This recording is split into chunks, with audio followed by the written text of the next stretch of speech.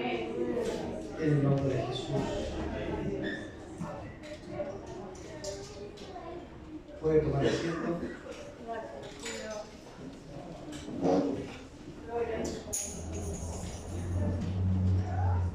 Al final vamos a seguir alabando, ¿eh? Quiero que ganas de seguir alabando. Al final vamos a seguir alabando. Tranquilo. No hay Damos gracias al Señor, ¿cierto? Por su misericordia, por su bondad, por su amor sobre nuestras vidas. Te invito a ir al libro de Ruth.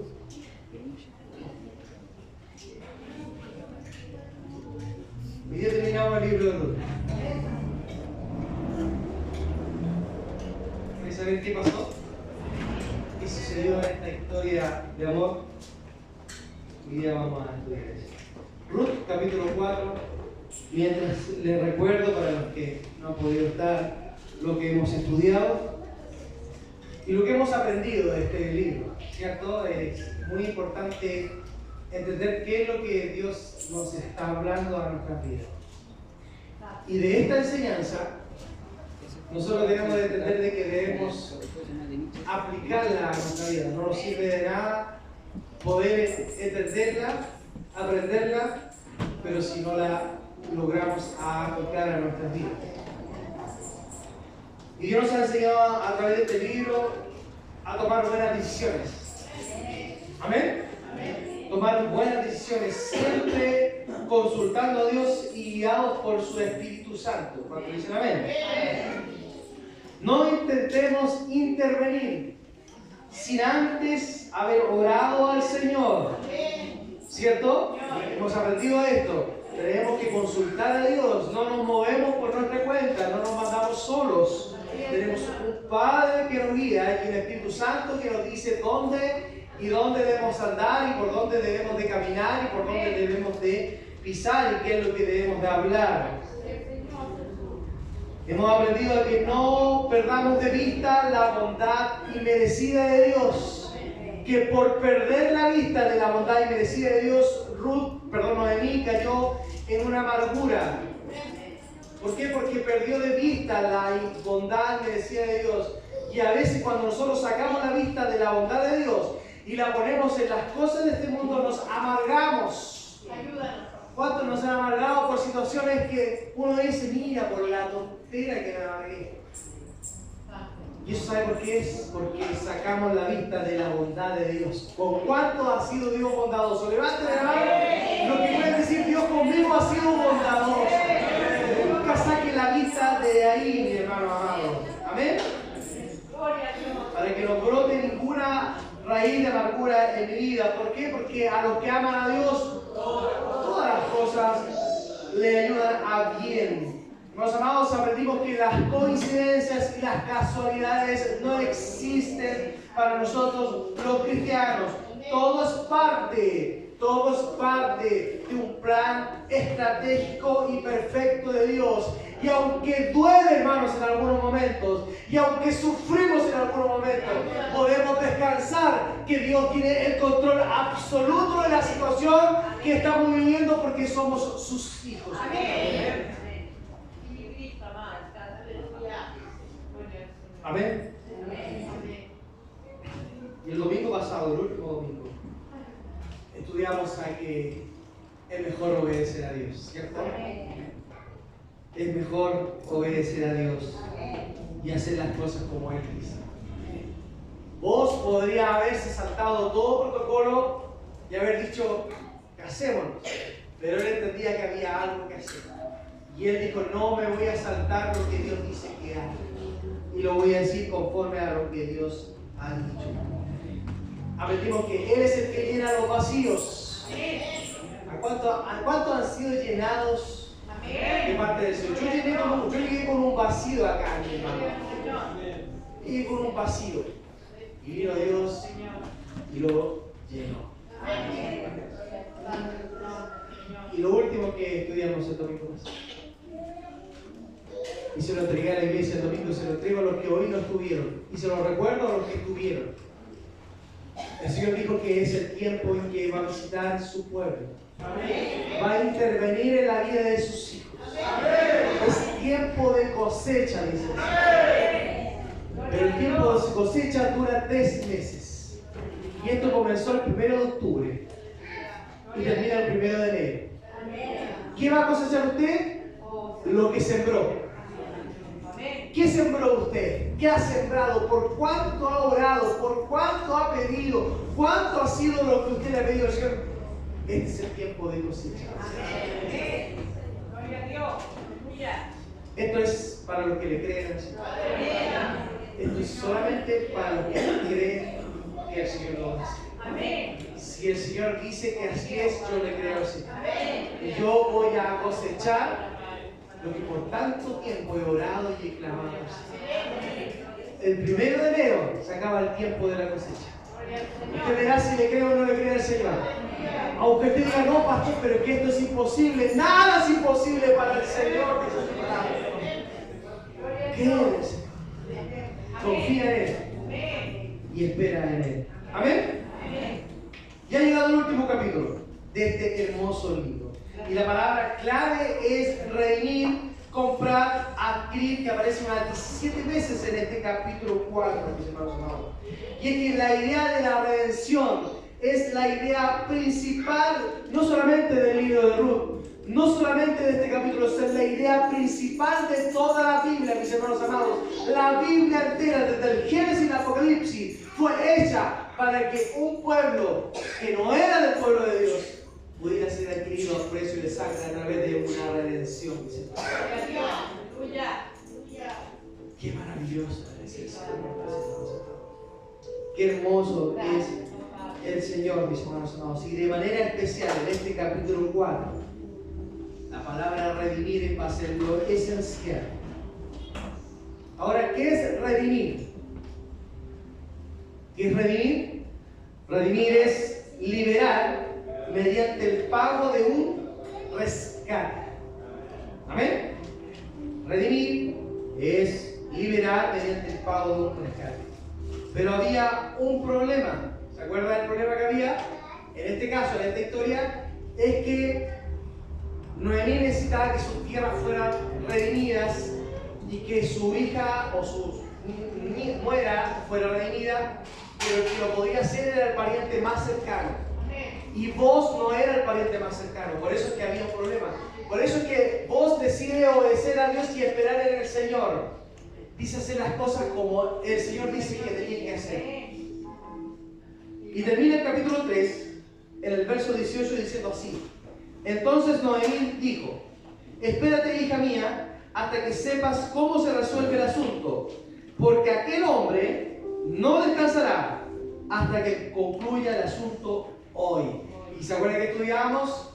Nosotros esperamos en el Señor, dependemos de Él, confiamos en Él, pero también actuamos. Y Él dijo, mañana mismo resuelvo esta situación. Verso 1 del capítulo 4. Vos subió a la puerta y se sentó allí. Y aquí pasaba aquel pariente de quien vos había hablado. Y le dijo, fulano, ven acá y siéntate. Y él vino y se sentó. He aquí, casualmente, iba pasando esta persona. Imagínense, hermanos amados, de la cantidad de gente que pasa por ahí. Justo ese mismo día iba pasando este pariente cercano. Se da cuenta que las coincidencias y las casualidades no existen, mis hermanos amados. Pero ¿por qué sucedió eso? Porque vos se propuso a que mañana mismo arreglaba esta situación. Y le pidió al Señor y el Señor dijo, ok, voy a intervenir. Y lo hizo que pasara por ese mismo lugar por donde estaba. ¿Y cómo se llamaba este pariente cercano? ¿Cómo se llamaba? No, el pariente cercano, el más cercano de todos. Ahí dice, vos subió a la puerta y se sentó allí, y aquí pasaba aquel pariente de quien vos había hablado, y le dijo, fulano. ¿Quién es fulano? ¿Quién es fulano? No tenemos idea quién es fulano. Bueno, cuando uno se refiere a un fulano, se refiere a alguien porque no le conoce el nombre, ¿cierto? Bueno, ¿lo habían escuchado la palabra fulano, no? ¿Ah? Y ha escuchado un montón de gente que le dice fulano. ¿De dónde cree que usted la sacó? De la palabra. Todo, hermanos amados, todo está escrito aquí en la palabra. Glorioso es el Señor. ¿Y por qué fulano? Porque su nombre no merece ser recordado, mis hermanos amados. Así es. Y vamos a ver por qué. Verso 2. Entonces, él tomó a 10 varones de los ancianos de la ciudad y dijo: sentados aquí, y ellos se sentaron. Luego dijo al pariente: Noemí, que ha vuelto del campo de Moab, vende una parte de la tierra que tuvo nuestro hermano Elimelech. Y yo decidí hacértelo saber y decirte que la compres en presencia de los que están aquí sentados y de los ancianos de mi pueblo. Si tú quieres redimir, redime. Y si no quieres redimir, decláramelo para que yo lo sepa, porque no hay otro que redima sino tú, y yo después de ti. Y él respondió: yo redimiré. Hasta aquí, mis hermanos amados, todo parecía rentable para este fulano, ¿cierto? Parecía, uy, pero la hice. Ahí hice. Pero vos le dices algo, pero espérate un poquito. Verso 5. Entonces replicó vos: el mismo día que compres la tierra de mano de Noemí, debes tomar también a Ruth, la moabita mujer del difunto, para que restaures el nombre del muerto sobre su posesión. Y el verso 6. Y respondió el pariente: no puedo redimir para mí, no sea que dañe mi heredad. Redime tú, usando mi derecho, porque yo no podré redimir. Este fulano tiene que haber sido chileno, ¿cierto? Típico: ay, es que justo no puedo, porque es que de esto, es que... Una excusa, hermanos amados. ¿Ah? Bueno, es que no puedo por esto, es que no, es que no sé, es que... Puras excusas, mis hermanos amados. Cuando en realidad no es que no puede, es que en realidad no quiere. Y es que, mis hermanos amados, al entrar Ruth en la redención, ya no era negocio redondo para él.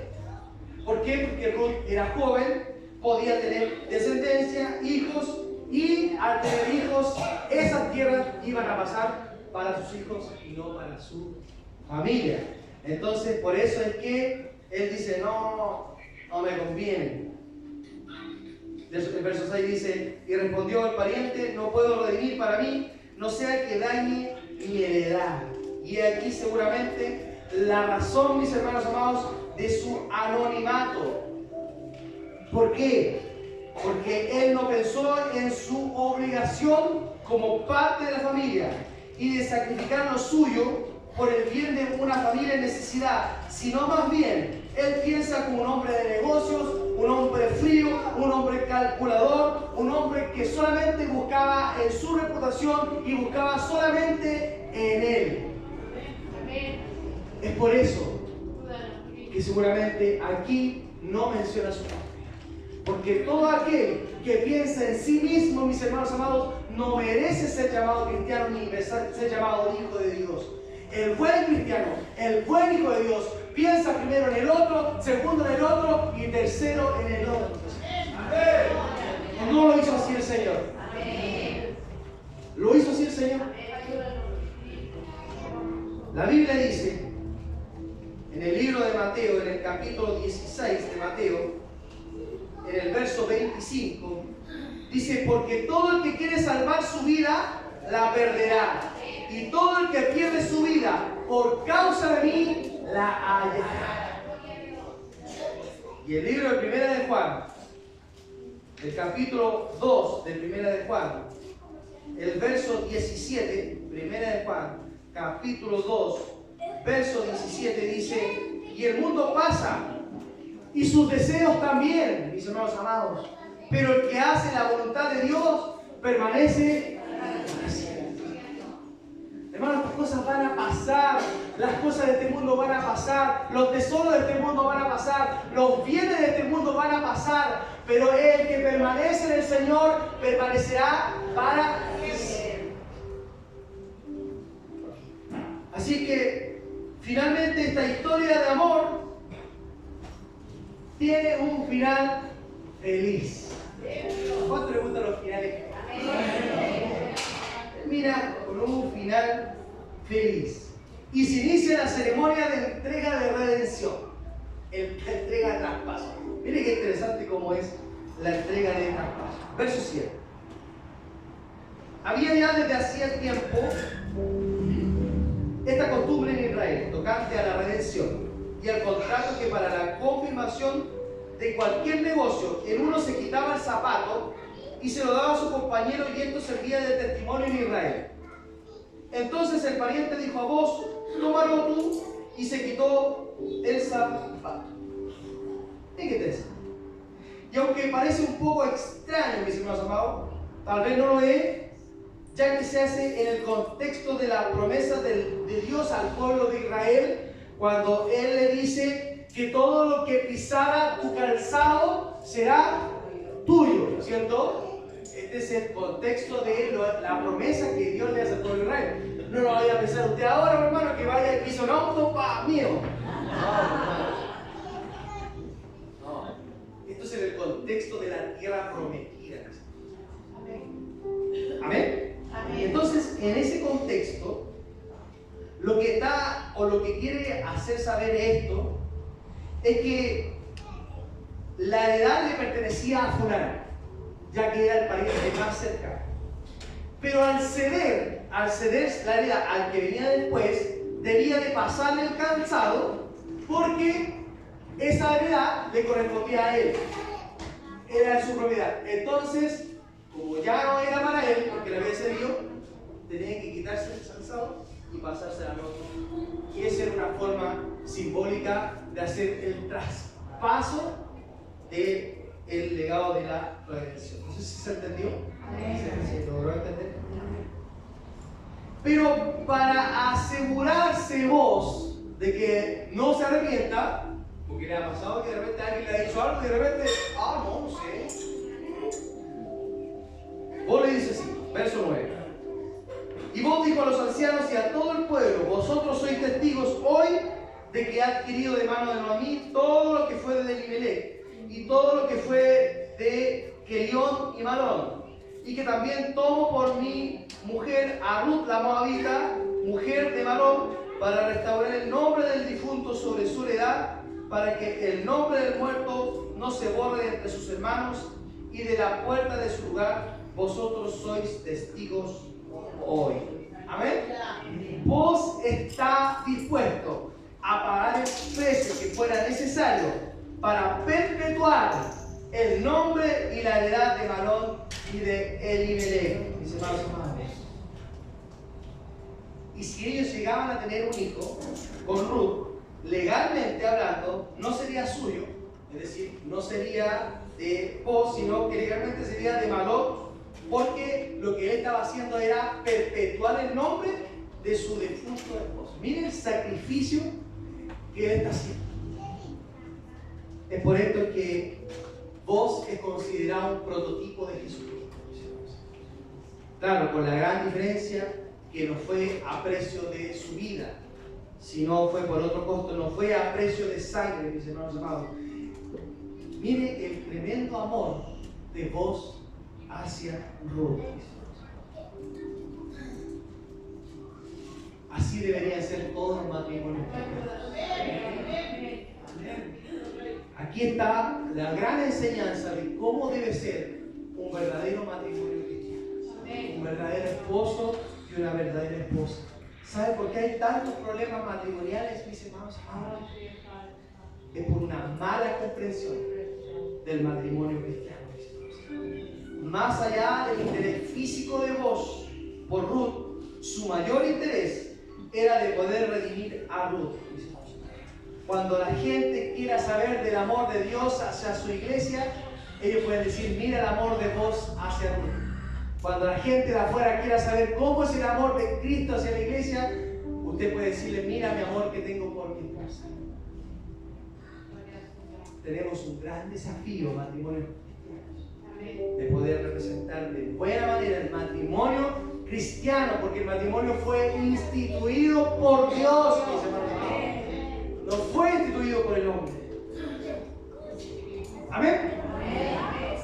paréntesis.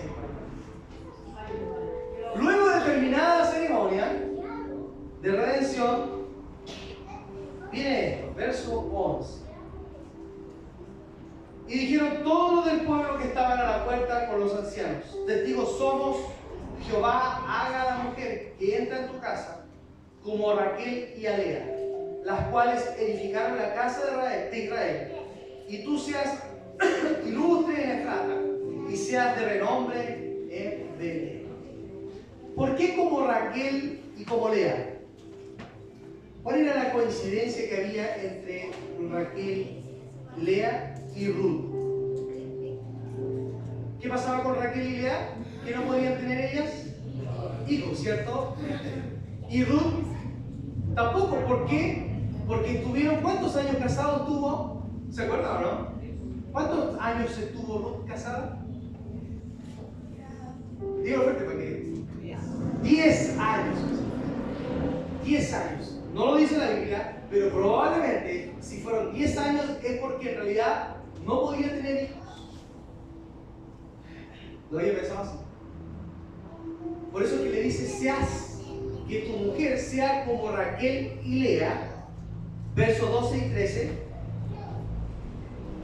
y sea tu casa como la casa de Fares, el que Tamar dio a luz a Judá por la descendencia de esa joven de Jehová.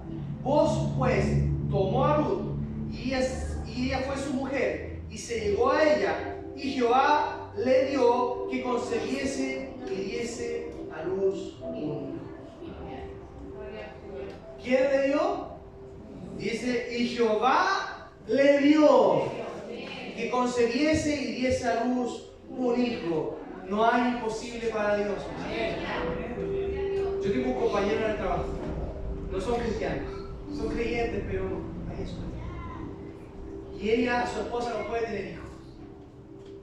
Y yo le dije, no hay imposible para Dios. Aunque lleven años intentándolo, aunque lleven años probando, aunque lleven buscando todas las formas que ustedes quieran, cree al Señor, confía en el Señor, ora al Señor, pídele junto al Señor.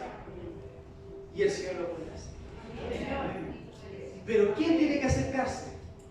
Ellos. Ellos tienen que decir, yo creo que el Señor lo puede hacer. Dios puede hacerlo. Por eso que dice, Jehová le dio. Y le dice, así como a Raquel le dio, así como a Lea le dio, también le dio a Ruth. Y dice, y sean benditas, mis hermanos amados. Miren qué interesante. El que le he dicho que sean como Raquel y Lea no es casualidad. Le dice sean Raquel y Lea porque ustedes saben que de Raquel y de Lea y de sus concubinas se formaron las 12 tribus de Israel, mis hermanos. No solamente fue fructífera, sino que a la vez fueron importantísimas. Y así también fue para Ruth. El linaje del hijo de Ruth es parte del linaje mesiánico de nuestro Señor. Esto fue, mis hermanos amados, esto era lo importante de esto. Esto fue lo que el fulano de esta historia no pudo ver. ¿Por qué? Porque estaba más preocupado por la edificación de su propia familia, de su nombre y de su heredad. Y terminó siendo un fulano, ya que el Espíritu Santo le dijo al escritor, no vale la pena que escribas el nombre de ese hombre. Yo le pregunto a la iglesia, ¿cuántos quieren ser recordados por su gloria a Dios?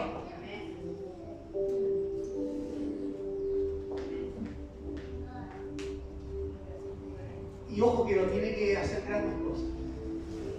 Y no lo digo porque está el hermano Rubén acá, lo hemos dicho siempre. La hermana María, que ya está en la presencia del Señor, siempre bajo perfil. Siempre bajo perfil. Las que lo conocen saben que es así. Nunca le gustaba que la mencionaran, porque siempre le daba la gloria al Señor.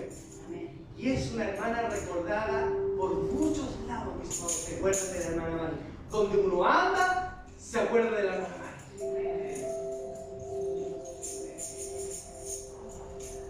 ¿Pero sabe por qué? Porque ella decidió darle toda la gloria al Señor.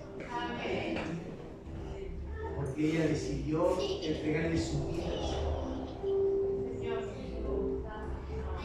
y acompañar a su esposo en el ministerio. Espero que sea así también para nosotros. Que a veces nos preocupamos de nosotros, de que nosotros. Que Dios nos ayude, ¿cierto? Amén. Amén. Y es que Dios, mis hermanos amados, honra a los que le honran. Y es interesante esto porque dice, si usted leyó el verso 11, dice, y dijeron todos los del pueblo que estaban a la puerta con los ancianos, testigos somos Jehová, a la mujer que entra en tu casa, como Raquel y Lea, las cuales edificaron la casa de Israel, y tú seas ilustre en Efrata y seas de renombre en Belén. Es como que decirle, tú por lo que haces vas a recibir honra y vas a ser reconocida en quien fue y en vida alemana. Pero como Dios hace las cosas mucho más abundantemente de lo que pedimos o entendemos, el verso 14 dice, y la mujer decía a mí, loado sea Jehová, que hizo que no te faltase hoy pariente, cuyo nombre será celebrado en Israel. Es decir, no solamente recordar que fue mi hermana, recordar en todo Chile. Eso es lo que te está diciendo este texto. Porque Dios honra a los que le honran. Verso 15. El cual será restaurador de tu alma, sustentará tu vejez, pues tu nuera que te ama lo ha dado a luz, y ella es de más valor para ti que 7 hijos. Mis hermanos amados, ¿quién decía esto? Las mujeres que estaban ahí, las mismas que la vieron llegar a Noemí amarga, triste, desesperanzada, vacía, la veían ahora llena, plena, contenta, sabia.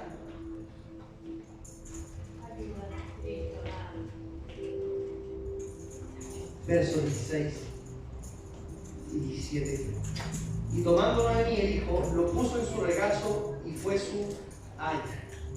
Y le dieron nombre a las vecinas, diciéndole ha nacido un hijo a Noemí, y lo llamaron Obed. Este es padre de Isaí, padre de David. ¿Quién le puso nombre al niño? Las vecinas. Oiga, tenían importancia las vecinas. Y ahora, la vecina, ay, esta es la vieja zapa, tenía importancia la vecina, que la vecina le ponía el nombre al niño. ¿Se da cuenta, no? ¿Cómo han cambiado los valores de hoy día? Ayuda. La vecina.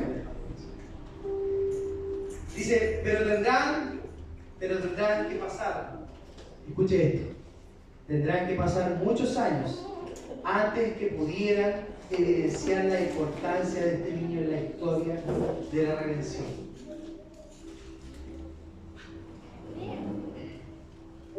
Noemí iba a estar muerta, Boaz iba a estar muerto, Ruth iba a estar muerta, los testigos iban a estar muertos, las vecinas iban a estar muertas, antes de poder ver que este pequeño iba a ser el abuelo del rey más importante de Israel, mis hermanos amados.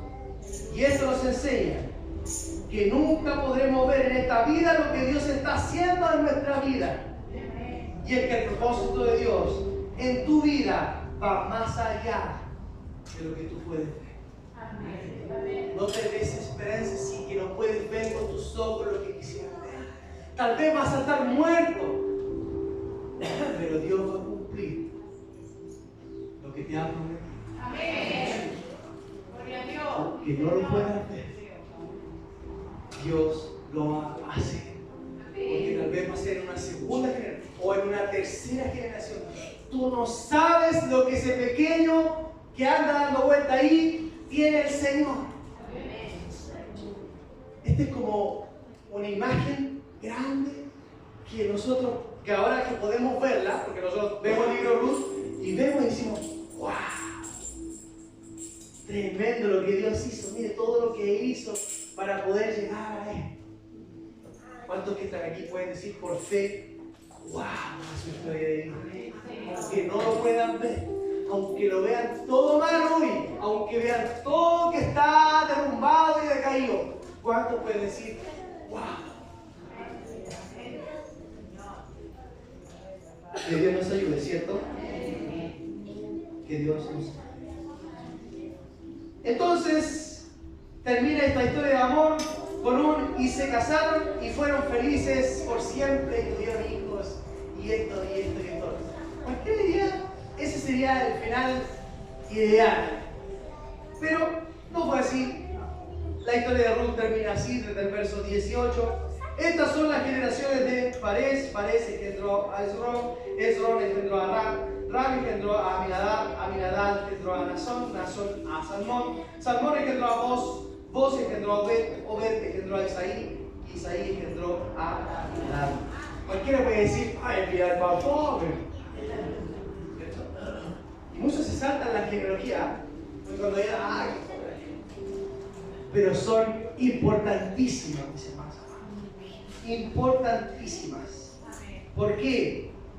Porque de ahí podemos entender todo lo que el Señor hizo para poder hacernos entender de que tanto ustedes como yo somos parte de esta redención.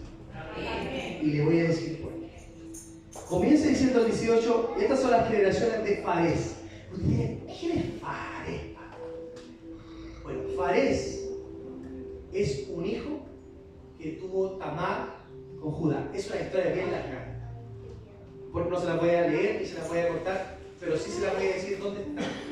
En Génesis 37 parte hablando de la historia de José. ¿Quién es José? José se acuerda, ¿cierto? José, el hombre que Dios usó para ser el segundo en Egipto y poder proveer en los tiempos de crisis.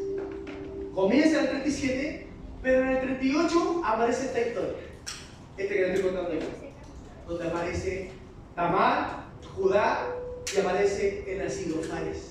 Y en el 39 sigue la historia con José. Uno puede decir, ¿y por qué no metió entre medio el Señor? ¿Se habrá equivocado?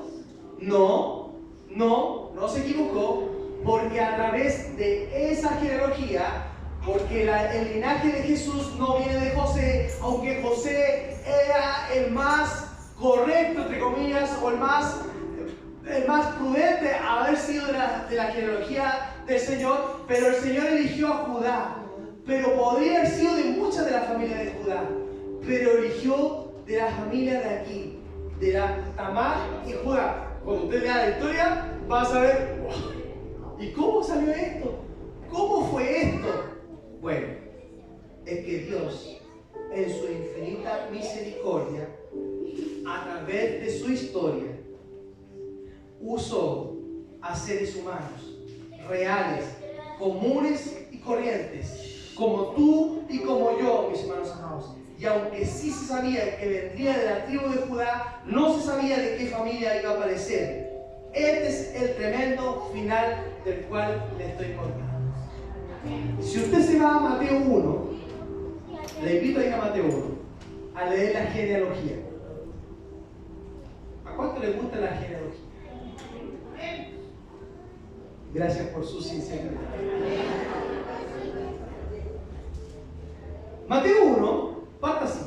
Libro de la genealogía de Jesucristo, hijo de David, hijo de Abraham. Abraham engendró a Isaac a Jacob a Judá y a sus hermanos. Judá engendró a Tamar, de Tamar a Fares, lo que estaba diciendo, y a Sara, Fares a Esrón y Esrón a Aram.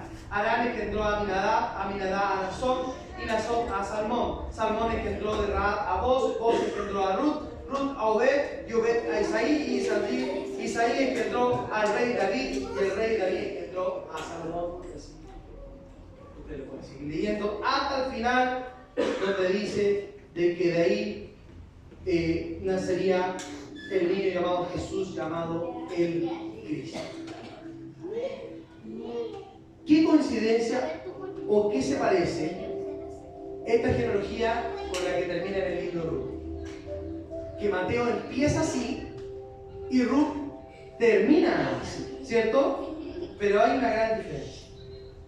Es que el libro de Mateo incluye a Tamar, Rahab y Ruth en esta genealogía mesiánica.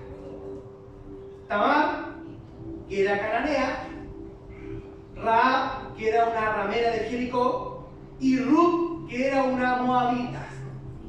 Y es que, mis hermanos amados, para que entiendan la importancia de las genealogías, era necesario que por la sangre humana de Jesús corriera sangre cananea, moabita, mis hermanos amados, porque Él vino a cumplir lo que le había prometido a Abraham cuando le dijo que de ti serían benditas todas las familias de la tierra, mis hermanos amados.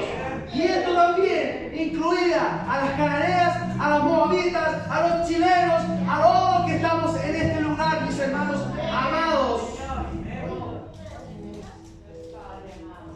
Esto es para que entendamos, mis hermanos amados, que la salvación es por gracia y es para todos. Es para todos, mis hermanos amados. Por eso es que el Señor permitió que el linaje que iba a nacer el Señor Jesús pudiera correr sangre extranjera, mis hermanos amados, para que el pueblo de Israel también pudiera entender que la salvación también iba a ser para todas las naciones. Por eso no se equivocó cuando Abraham le dijo: en ti serán benditas no solamente tu nación, todas las naciones de la tierra. Por eso el libro de Apocalipsis, mis hermanos amados, el libro de Apocalipsis, el capítulo 5, el verso 9 de este hermoso libro dice: y cantaban un nuevo cántico diciendo: digno eres de tomar el libro y de abrir sus sellos, porque tú fuiste inmolado y con su sangre nos has redimido para Dios de todo linaje y lengua y pueblo y nación. Este es el Rey soberano al cual adoramos y exaltamos y le damos toda gloria y toda alabanza, mis hermanos amados. Solo Él puede cambiar el corazón, solamente Él lo puede hacer, mis hermanos amados. Solo Él puede llenar el vacío. De Él proviene la redención y todas las familias, mis hermanos amados, de la nación pueden encontrar salvación y redención en Cristo Jesús. Este libro habla del plan hermoso, misericordioso de Dios.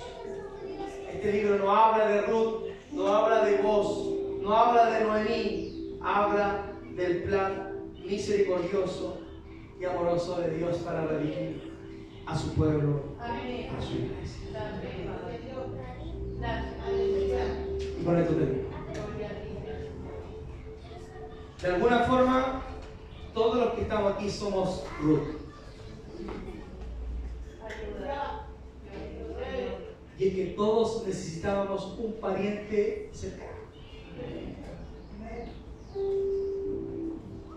Y se lo digo porque el libro de Hebreos, y ahora sí le voy a acompañar, le voy a pedir que vaya a Hebreos, yo lo voy a esperar. El libro de Hebreos, el capítulo 2,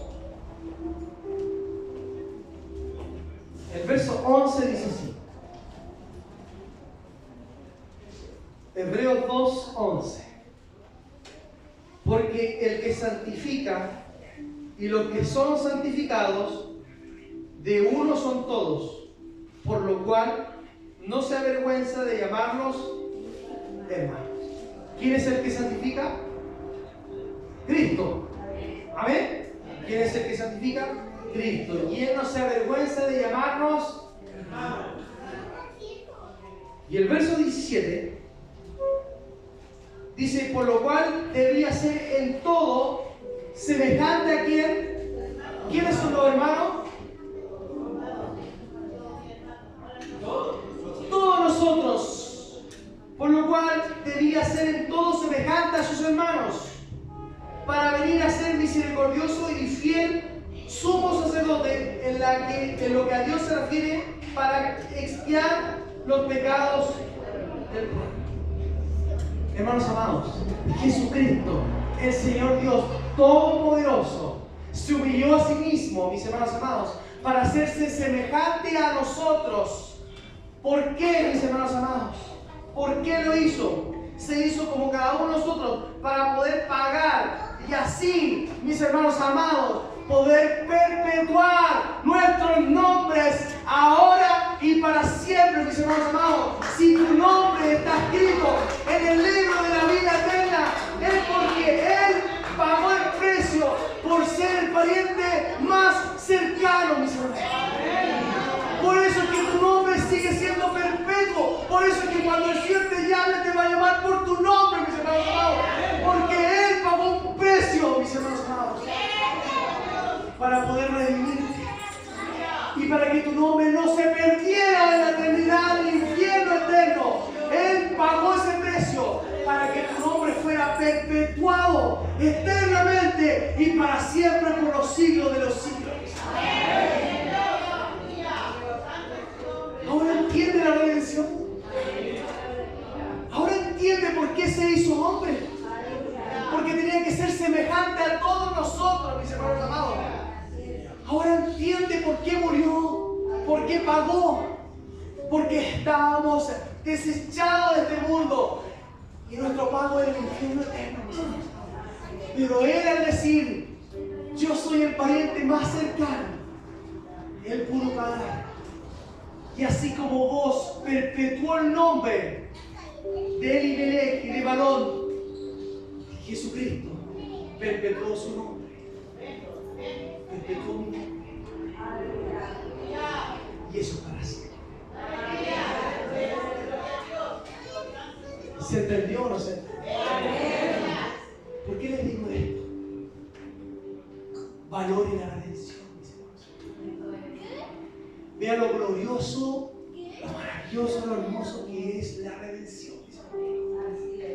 El sacrificio que tuvo que hacer vos para poder obtener la redención para Noemí y para Ruth no se compara nada al sacrificio que tuvo que hacer Jesucristo, humillándose, mis hermanos, y pagando un precio que fue su vida y su sangre para perpetuarlo. Y para que lo valore aún más, en el siglo XVII, el rey de Inglaterra estableció un edicto que decía que nadie podía celebrar Santa Cena a menos que sea en la iglesia estatal. Y la iglesia estatal hablaba lo que querían ellos hablar.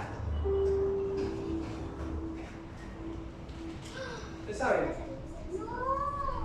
Todo lo que existía antiguamente en la Biblia, en lo que ellos predicaban.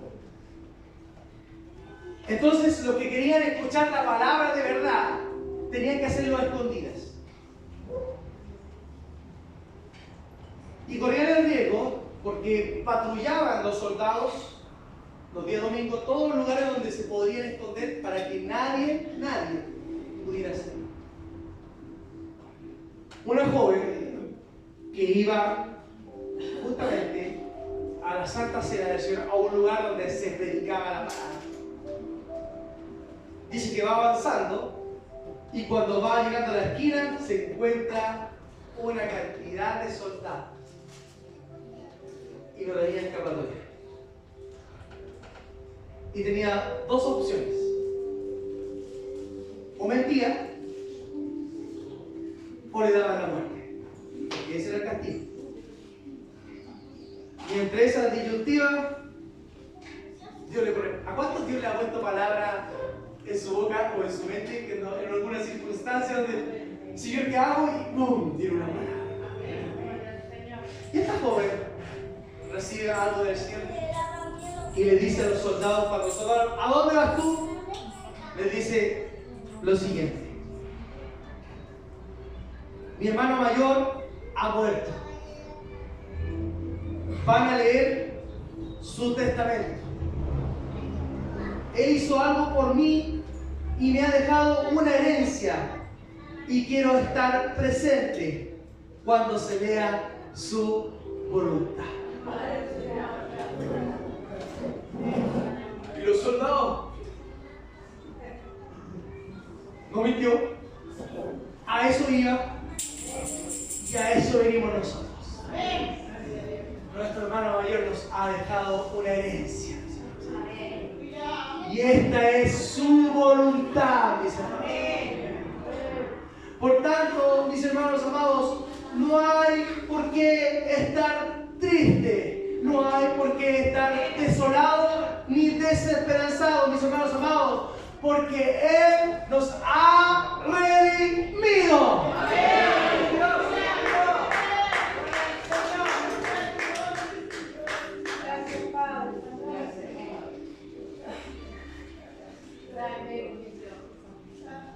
Finalmente, Romanos 8. Vamos a pasar a cenar con eso.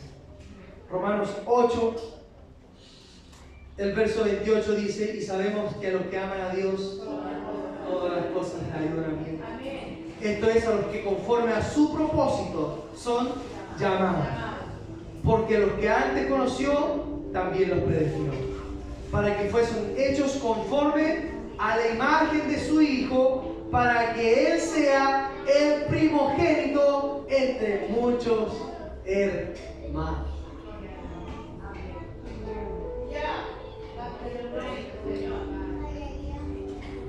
Ahora entendido lo que ha sido la redención.